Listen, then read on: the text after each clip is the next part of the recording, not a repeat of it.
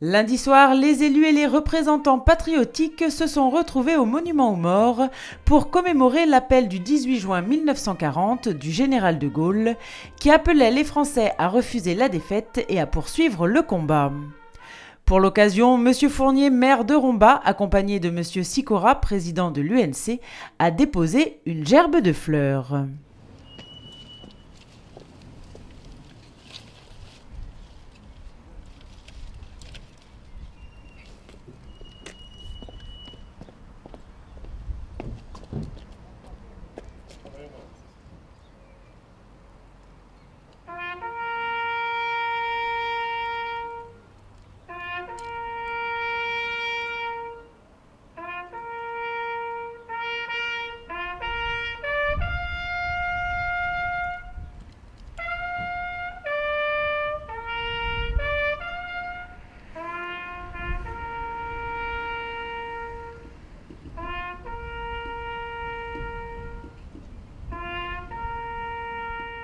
Monsieur Sicora a ensuite pris la parole pour lire le discours que le général de Gaulle avait fait le 18 juin 1940 sur les ondes de la BBC. Rien n'est perdu pour la France. Les mêmes moyens qui nous ont vaincus peuvent faire venir un jour la victoire. Car la France n'est pas seule, elle n'est pas seule, elle n'est pas seule. Elle a un vaste empire derrière elle. Elle peut faire bloc avec l'Empire britannique qui tient la mer et continue la lutte.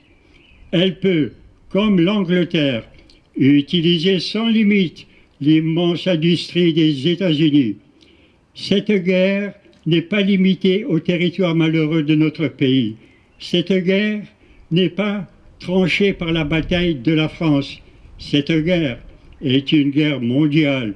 Toutes les fautes, tous les retards, toutes les souffrances n'empêchent pas qu'il y a dans l'univers tous les moyens pour écraser un jour nos ennemis. Et c'est M. Fournier qui a terminé cette commémoration en lisant un message de Geneviève Darrieussecq, secrétaire d'État auprès de la ministre des Armées. Le premier des appels de juin de 1940 est fondateur. Il est l'étincelle de la résistance française. Il est le souffle du premier nom qui attise la flamme auprès de laquelle la France libre a grandi, auprès de laquelle la France combattante a lutté sur tous les fronts.